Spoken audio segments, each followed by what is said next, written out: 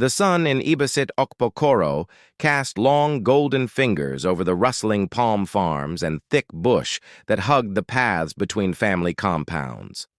It was a quiet time of day, when the hum of cicadas rose and the scent of firewood smoke clung to the warm air.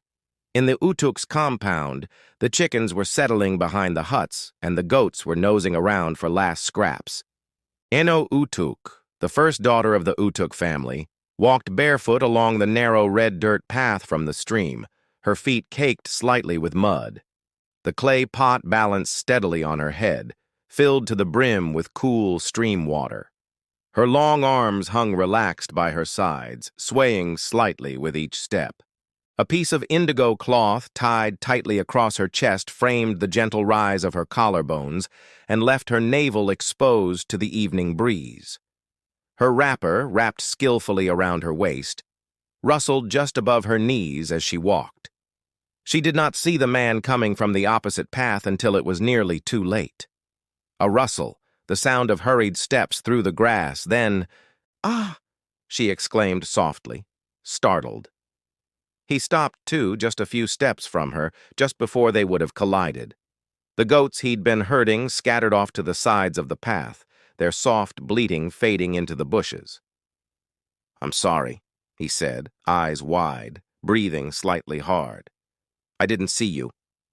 She recognized him, Uduak Udo, the strong-armed farmer from the Udo's compound, known in the village for his hard-working nature and the size of his yam harvests. His skin was the color of wet clay, his shoulders broad from hours spent in the sun. His chest, bare beneath his own simple wrapper, rose and fell slowly now as he caught his breath. In his hands was a long wooden stick he used for guiding his goats. Eno held the pot steady with one hand and dipped her head slightly. "It's all right," she said softly, her voice like the trickling water of the stream behind her. "The goats have more sense than you. They make way." Uduak laughed, a low, warm sound. It surprised her. Then he straightened, adjusting the strap of the woven bag slung across his shoulder. "You are Eno, daughter of Adet Utuk, aren't you?" She nodded, curious. "And you are Uduak, son of Ekong Udo." From that moment, the air between them changed.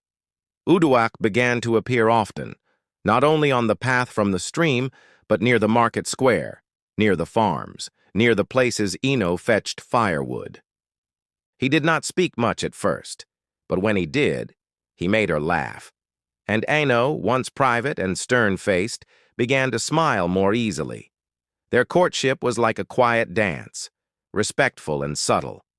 In the evenings, after returning from the fields, Uduak would stop by her family's yam barn with a small basket of cassava or okra. He always claimed he was simply returning what her younger brother had borrowed.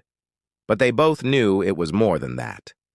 Sometimes, when she passed by the edge of his farm, he would pause his digging and offer her a kola nut or ground nuts, his eyes lingering on hers just a little too long. Other times, he would help her carry her clay pot if she was alone, keeping a careful distance between them, their fingers never quite touching. The village elders noticed. Eno's mother noticed first, the way her daughter hummed while sweeping or stared quietly into the fire with the faintest of smiles. "Is your heart resting in someone's hands already, eh?" her mother asked one night, her voice teasing but gentle. Eno said nothing, but her silence was an answer. Then, on a moonlit evening after the New Yam Festival, it happened. The village was still awake, full from feasting, children running between huts with mouths stained from palm oil and roasted plantain. Eno had stepped away from the noise, walking toward the edge of the forest path to find silence. There, waiting, was Uduak. He stepped forward slowly, holding something wrapped in palm leaves. She looked at him curiously. He unwrapped it. Inside, nestled carefully, was a carved wooden comb, smooth and shining. It was simple, but beautiful. "For you," he said, holding it out. Eno took it, touched. "Why?" she asked softly. "Because," he said, voice steady now, I want to comb your hair when the sun rises beside me. I want to always be beside you and raise children that will call you Mother." Her eyes widened, then softened. Her heart beat like a drum inside her chest.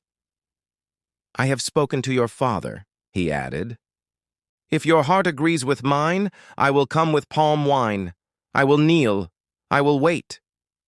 And for the first time, Eno reached out and took his hand.